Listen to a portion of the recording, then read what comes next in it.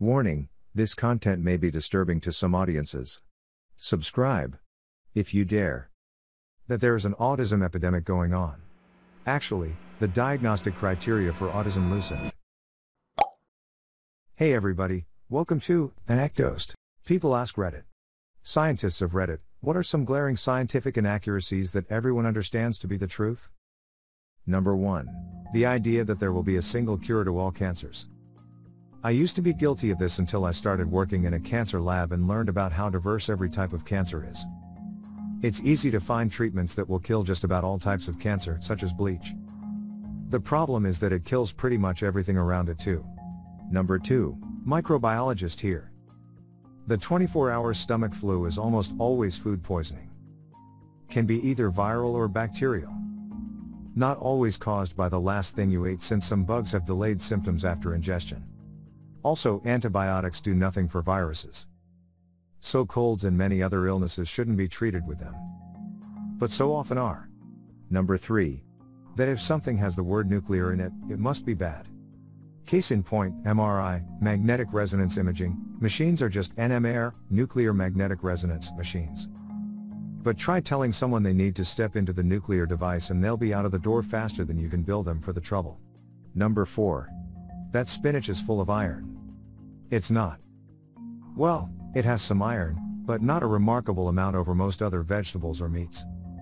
In fact, it's full of oxalate, a chelating agent that inhibits absorption of the iron in spinach and can actually remove iron from the body. Here's the funny part, this all originated in 1870 when German scientist Emil von Wolf misplaced a decimal point in his data, making it 10x higher than reality. The error was discovered in the 1930s, after 60 years of myth due to one transcription error in one experiment.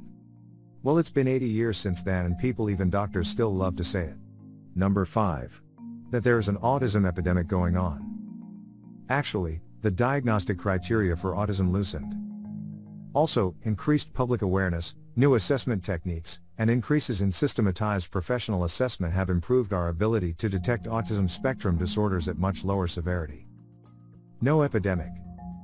By the way, false epidemics spur searches for false causes, hence the vaccine debacle. Number 6. You can drink while taking almost all antibiotics. The myth you can't was initially propagated by doctors treating sailors for syphilis who wanted to prevent them going out, getting drunk and reinfecting themselves by sleeping with prostitutes. Number 7. Nuclear fission power is in fact incredibly safe. There are thousands of more deaths related to other power sources, and only major incidents cause big problems. Most modern plants are built in such a way that things can't go wrong too. When I say can't go wrong, I mean as long as workers follow the safety procedures, of which several would have to be ignored for an issue to arise. The design of later reactors make it physically impossible for breakages or rogue particles to cause problems. Number 8. People who think Lamarckism quickly, organisms transform during their lives to adapt to the conditions they live in and then genetically pass these transformations to the next generation, is the way evolution works, and think that's Darwinism. It's not. Darwin knew this was nonsense. The process of evolution works across a population, and, usually, over many generations. Genetical transformations happen constantly and randomly give survival advantages to some of a population's organisms, which then reproduce and raise the frequency of the useful modifications in the population, etc., etc. Number 9. Alcohol doesn't kill brain cells, even in alcoholics. Consistent alcohol abuse causes damage to the dendrites, but no damage is done to the actual cell. It does affect how the cells communicate. Even Wernicke-Korsakoff syndrome isn't exactly caused by alcohol consumption, but a thiamine deficiency. A thiamine deficiency can be caused or further exacerbated by alcoholism. So the myth that I referenced, that alcohol actually kills brain cells, is exactly that. A myth. You're not going to damage your brain having a few glasses of champagne Monday night. Number 10.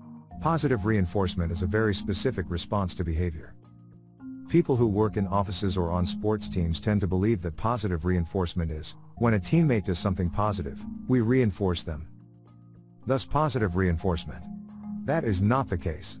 And this example and rant makes more sense for the case of negative reinforcement, but bear with me.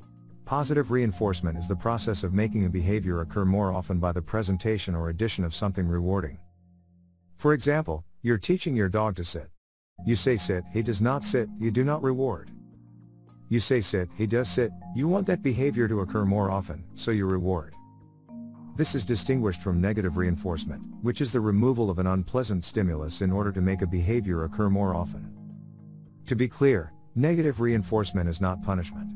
If your kid hits an 11 o'clock curfew but he aced 3 exams in a row, you might remove that curfew or push it to 12 o'clock as a reward.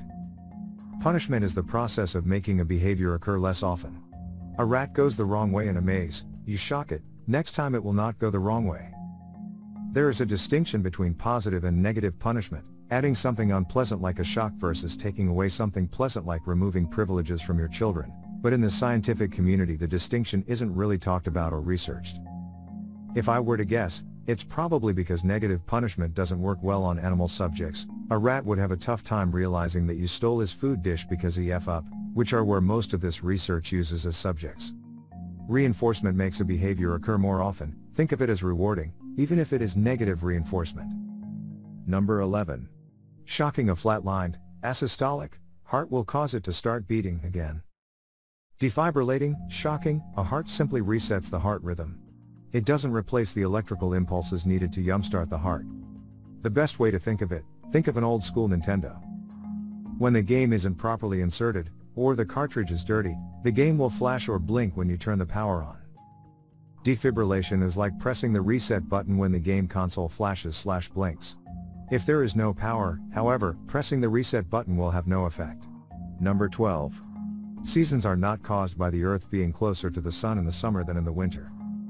In fact, the Earth is farthest from the Sun when it is summer in the northern hemisphere. Seasons are caused by Earth's 23.4-degree axial tilt. As the Earth orbits the Sun, different parts of the world receive different amounts of direct sunlight. When an area of the Earth's surface is oriented perpendicular to the incoming sunlight, it receives more radiation than when it is oriented at an oblique angle. In July, the northern hemisphere is tilted towards the Sun, resulting in longer days and more direct sunlight. In January, it is tilted away. The seasons are reversed in the southern hemisphere, which is tilted towards the Sun in January and away from the Sun in July. Number 13. Mechanical engineer here. Gold is not actually a better conductor than copper. It is used in electric contacts because it does not corrode as fast as copper. A copper headphone jack will eventually oxidize, which will lower its conductivity. Although gold is not as conductive, it will not oxidize, so it will maintain its original conductivity for a long time, a very long time. But again, there are several metals with higher electrical conductivity than gold, they just cannot maintain that property because they oxidize. Number 14. Neuroscientist reporting in. Most people think that neurons are the only cells in the brain that can transmit signals. In fact, glial cells, especially astrocytes, release chemical gliotransmitters that can increase or decrease neuronal firing. Glia have a profoundly important role in neurotransmission, and most people have never heard of these types of cells. Number 15. That there exists a machine that can tell when you're lying. This lie detector, polygraph machine, as portrayed in countless fiction stories, does not exist. You can measure the things it measures, respiration rate, galvanic skin response, heart rate, but in the end the determination of lying is completely up to somebody who interprets the data. In the end, it is no more scientifically valid than palm reading or fortune telling. Its only value is as a placebo against people who think it works. Convince them to take the test and they may tell the truth, since they know they'll be caught if they lie. I had to take a polygraph exam as part of my application for a job where I needed a security clearance.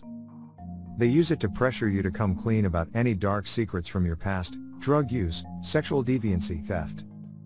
It was the most invasive thing I've ever been through in my life, and I would never let it happen again. Number 16. Physics grad student here. High voltage will kill you is one that bugs me. Most people don't realize that the typical shock you get, by rubbing your socks over carpet and touching a doorknob or something, is a discharge of thousands of volts. It's really the high current that you want to watch out for. It only takes 100 or so milliamps of current across your heart to kill you. For comparison, that's about the same amount of current required to charge your cell phone battery, but the catch is that high voltage is required for the charge to get through your skin and across your whole chest. So while high voltage can be dangerous, the voltage itself is not the lethal part of the shock. If you get a lot of current across vital organs, then shocks become dangerous. The idea behind high voltage being dangerous is usually the high current that comes along behind it. Anything over, say, 100 volts is enough to arc to your body given a sufficient grounding path, and so those signs on power boxes that warn you about 10,000 volts. Danger are really warning you to stay a safe distance away, because if you get closer than, say, a foot from the wires, the hundreds of amps of current in that power box will arc from the wires to you, and then the current will kill you. The moral of the story is that the higher the voltage, the easier it is to get shocked, but it's only really lethal if there is a lot of current behind it. Number 17. Well, I'm an engineer. It always bugs me how people think the most important part of the car that actually gets the car to perform well is the engine. If the transmission is rubbish, the engine will be practically useless no matter how nice it is. The motor is merely the drive force, the transmission is what allows your car to move and makes the gears do what you want it to do. So when people auto say crap like, it's motor failure, bad motor, etc. when I see motors starting up and working just fine, it irks me. It's as if people do not understand what actually makes the car's tires rotate. Number 18. Physical anthropology student here. The idea of race is the primary identifier of people. The truth is, race is a social construct, not a physical one. Humans are, physically and genetically, too similar to be considered separately based on something as arbitrary as skin color. While there are inherited traits that contribute to broad similarities between individuals in any given population, this does not make them any less human than anyone else. Number 19. That buying an electric car means you're not harming the environment.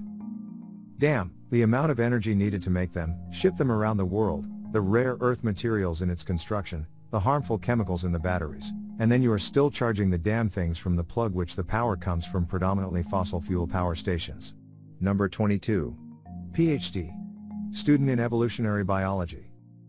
My vote definitely has to go for the idea of common descent. The biggest misconception about evolution and evolutionary biology is that people evolved from monkeys and evolution proceeds linearly from one form to the next. This sentiment is an inaccurate representation of the idea that all forms of life share a common ancestor, and it is an inaccurate representation of current evolutionary theory. When we say that humans and apes are cousins, we mean to say that humans and apes share a common ancestor, and that evolution is best represented as a bifurcating tree, rather than as a stepwise progression.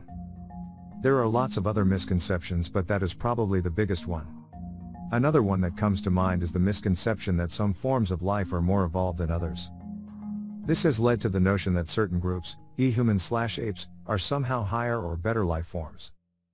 If you accept that all of life shares a common ancestor, then all of life has been evolving for the same amount of time, and nothing can be more evolved than anything else.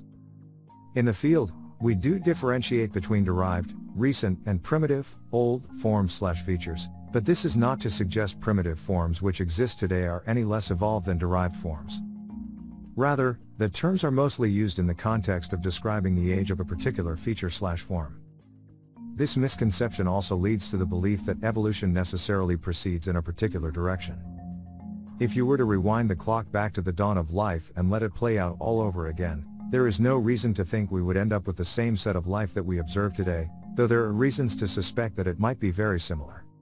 I should clarify, I don't mean to say that the idea evolution proceeds linearly is false. Certainly evolution can occur within a particular lineage across time, but the process of speciation is best represented by a tree.